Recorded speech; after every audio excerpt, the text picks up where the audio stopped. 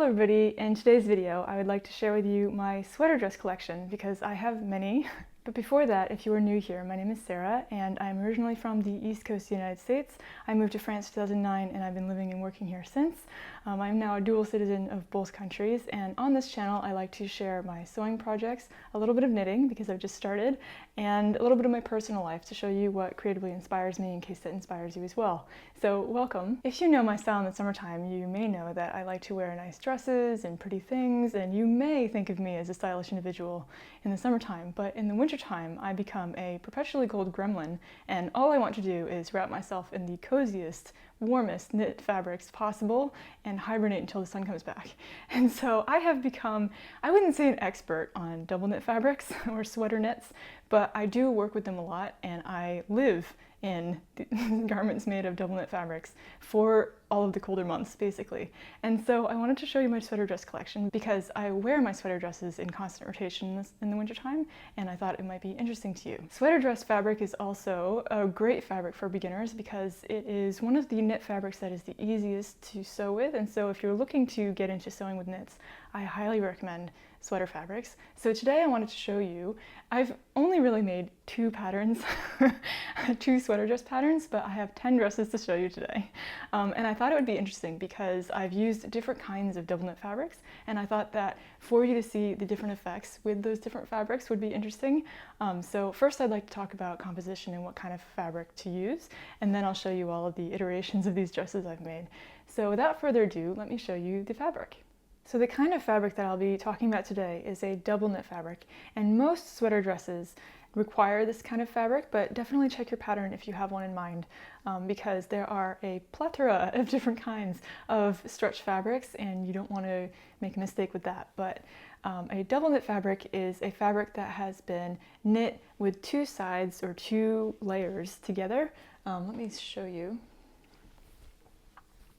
This is, for example, a knit fabric that I've been working with a lot recently. You might have seen it in different colors in different videos, but this is the latest color that I have purchased. I don't know what I'm going to do with it yet, but I'm excited.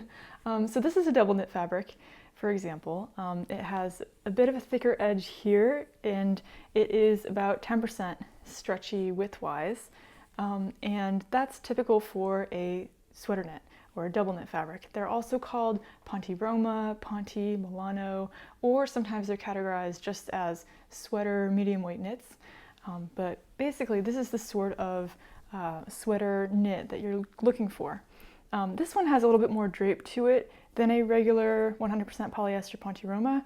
Typically what you'll find is 100% polyester, and this has advantages and disadvantages to it. The advantage is that you don't have to press it. It is hard wearing, so you can wash it and wear it a lot, and it typically holds up. But the downside is that it's not very warm because it's polyester, and it holds on to odors. So even deodorant, for example, it'll hold on to it, and so even after one wear, you'll have to wash it. So it's not as convenient on that side. But you can usually find blends as well. So I've found wool jerseys that are sweater weight. You do have to make sure that it has enough stretch though to work with a sweater knit sort of pattern, but I have found wool jerseys before that are pretty stretchy. Or you can find viscose blends. This is, for example, a viscose and polyester blend, and so you can see it has a bit more drape than maybe other 100% polyester fabrics, and it does wrinkle a little bit, so I might need to press it every once in a while. But this is basically what you'll be looking for. To compare to other kinds of stretch fabrics, I have 2 to show you here. This is, for example, a viscose jersey, and it's super, super slinky, super stretchy, and this is the sort of knit fabric that you would use for example, a wrap dress, something with a lot of drape and that clings, and this is probably the hardest to wear because machines enjoy eating these or pulling them into the machine. And then you also have cotton jerseys like this one. This is more of a t-shirt weight cotton jersey. They're also super stretchy, but not as slinky as the viscose jersey, and thinner than a double knit fabric. And there's definitely a right side and a wrong side to it because it's not 2 layers together. And this one, for example, needs to be pressed because it's cotton and it gets wrinkly. So those are the other kinds. There are many, many kinds of stretch fabrics, but those are the 3 kinds that I work with most often. and today I will be talking about the double knit fabrics. So now that I've shown you the type of fabric you'll be looking for to create a sweater dress, depending on what your pattern calls for, of course, let me show you now my collection. My tried and true sweater dress pattern that I make all the time is the Sew Over It Heather dress. This pattern is both stylish and comfortable. I think it's very versatile in a wardrobe. It's great for the weekend or for work. It features a slightly scooped neckline and princess seams that curve gently out to the hips and that feature inseam pockets. This also creates the possibility for paneling, and so you can color block if you'd like to. I've never done that. I prefer solid colors or solid prints myself, but that's a possibility.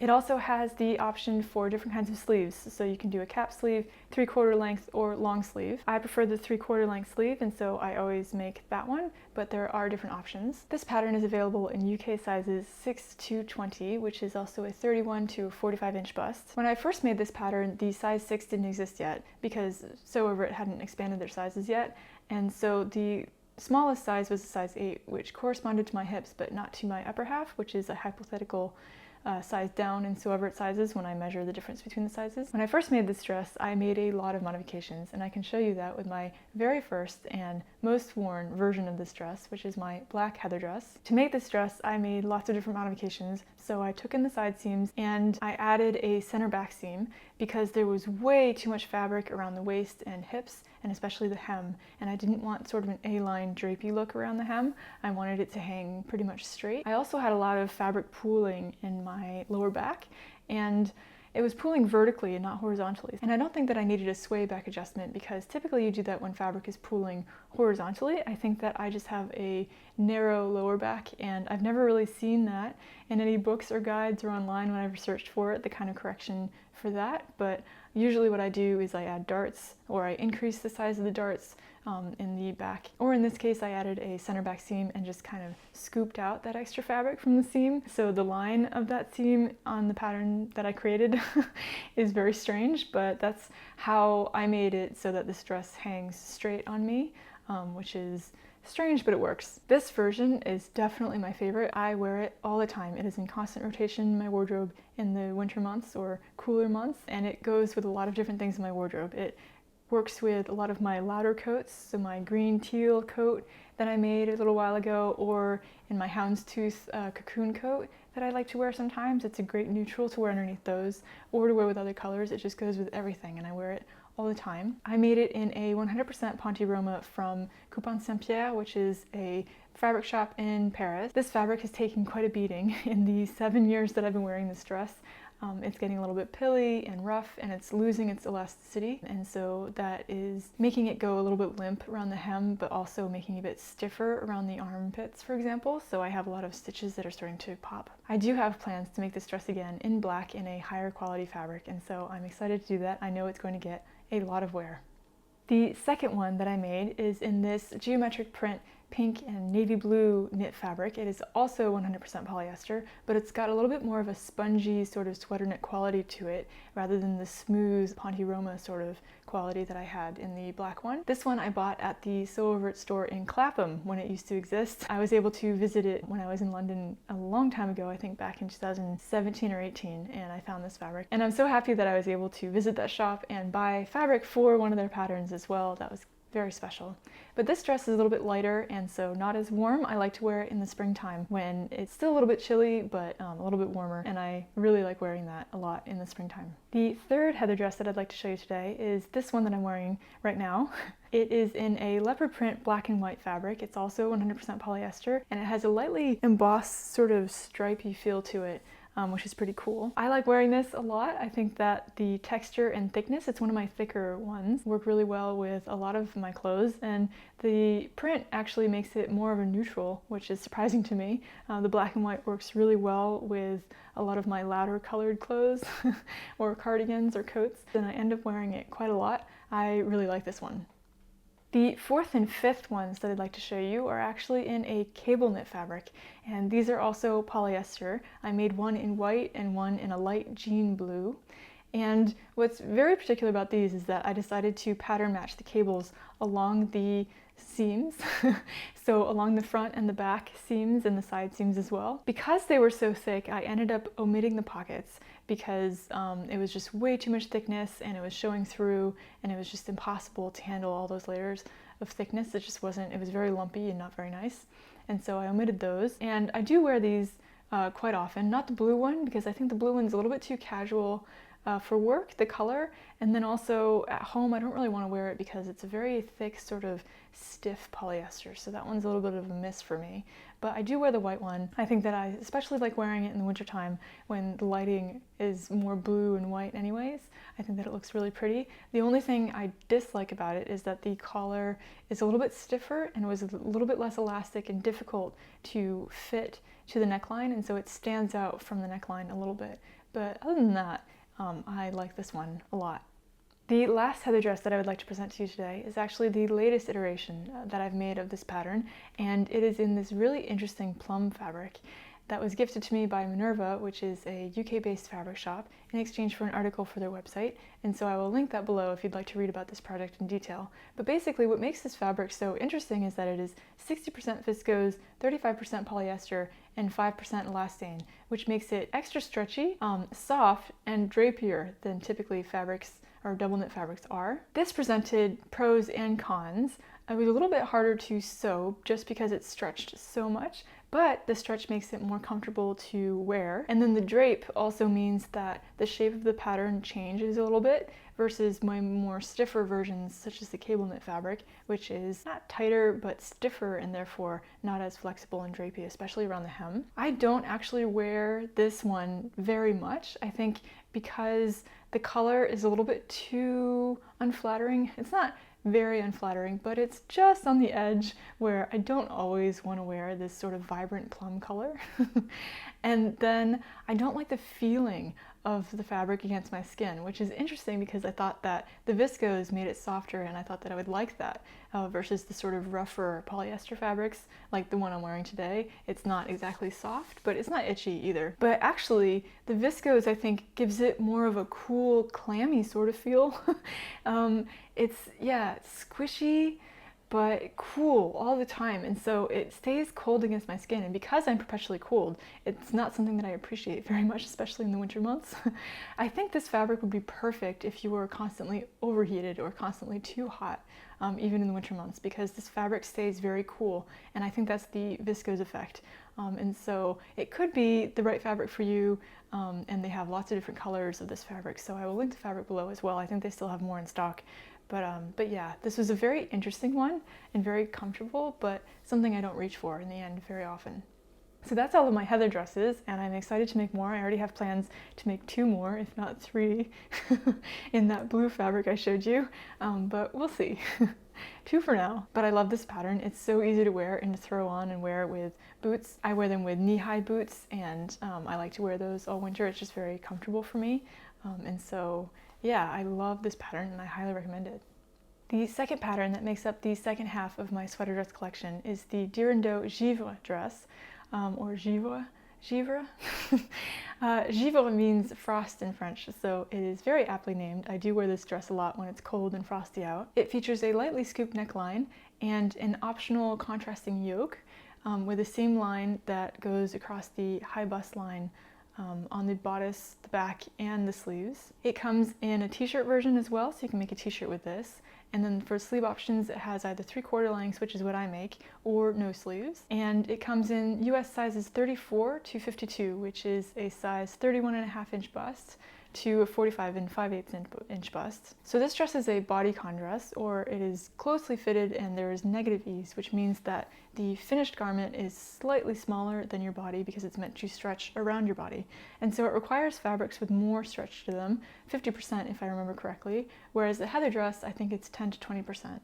So you will need to look for fabrics that have a lot more stretch, like the last plum colored fabric that I showed you. I made 4 versions of this dress, and the first version I would like to show you is the striped version that I made in a blue and white striped fabric that I found from Fabric Godmother, but I did find it and I made this dress a few years ago, I think in 2019, so I don't think you'll find any more.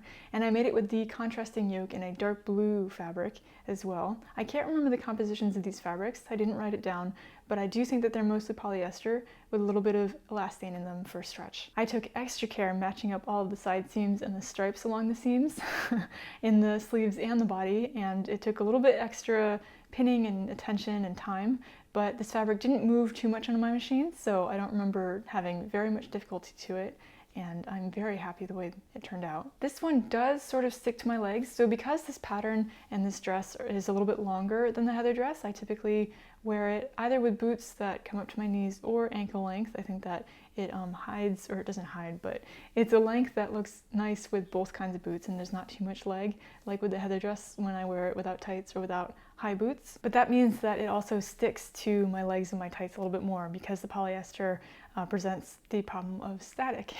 And so typically when I wear these dresses, even the Heather dresses, I always wear them with a half slip. And this is something that I bought in Kohl's, which is a US department store like 10 years ago. It is not very glamorous, but it keeps my dresses from sticking to my tights and to my legs underneath, and so I just wear them. It's just elastic here, and then yeah, it's very simple. I wear this. I have this also in a nude color for lighter fabrics, and it keeps the skirt from sticking to my legs too much. The second one I made is one of my favorites. It's in this geometric patterned blue and white fabric that I got at Sew Over It again from their shop when they were still there in Clapham. I love this one. I made it with a contrasting yoke in white, and it just reminds me of Greece, the colors. I've never been to Greece and I don't know if that's accurate in the slightest, but it just, oh, I love it. I love wearing it in the springtime because this knit fabric is also a little bit lighter, kind of like the pink and blue fabric that I showed you. It's not as heavy and thick, and so it also looks good without tights, so I can wear it in the wintertime with tights or in the springtime without, and I just love this one. But oh, catastrophe hit. Somehow in the wash it turned a little bit gray, and I think it's because I washed it a little bit too hot once. I'm not sure how that happened because I'm always very, very careful with my handmade garments especially, but the gray has taken over the white yoke and even the white in between the geometric sort of blue fabric. I don't think it's very noticeable in the video here, but yeah, it bothers me and it makes me so sad because I love this dress so much. So I'm hoping, let me know if you think it's too obvious or if it's subtle. I'm hoping that it's subtle enough that I can keep wearing this dress because it's kind of been languishing in the back of my wardrobe as a reminder of my laundry woes and the perils of washing without paying attention. But oh, I love this dress and I do want to keep wearing it or fix it somehow. I don't know. I love this one and I might just keep wearing it anyway. So we'll see. The third version of this dress that I made is in this geometrically printed dark gray and white fabric that I found at Fabric Godmother online. I bought it a few years ago, so I don't think it exists anymore. This fabric is interesting because it's a little bit more the feeling of sort of a loop back knit fabric. It's not quite sweatshirting, and it's definitely not that thick, and it does have more elasticity than a sweatshirting fabric would have, but it's definitely snug in this dress, and it's not uncomfortably snug. It's quite comfortable, but what makes me a little bit uncomfortable is the check. So I was very vigilant about lining up the check along the yoke because I cut it out before thinking of modifying the pattern, which I probably should have done to just integrate the yoke versus having a separate yoke and then upper sleeves. And I ended up spending a lot of time pattern matching to get that check to line up perfectly. But because the check lines up perfectly and sits completely straight on my body, it also means that it serves as sort of a ruler. Like the checks are so large, it looks like a ruler that's measuring the difference between my upper and lower half and the width. Which makes me a little bit uncomfortable. So I typically don't wear this dress by itself. I typically wear it with a longer cardigan that sort of dissimulates that line a little bit, such as the Helen's Closet Donegan cardigan, and I think that they pair really well. And so I do still wear this dress, but a little bit less now that I've seen the sort of ruler effect. But I do like it. I do wear it, so it's fine. The last sweater dress that I made of this Givre pattern is actually my favorite and the one that I wear the most often, probably, and it is in this black and floral printed Hatchie knit that I found from Alyssa May Designs, who is based in the United States. For this dress, I ended up eliminating that seam along the yoke, and so integrating the yoke into the entire body of the dress and the sleeves to avoid having to pattern match again, because I thought that would be not as possible as with stripes with a large print. There'd be pieces of flower missing.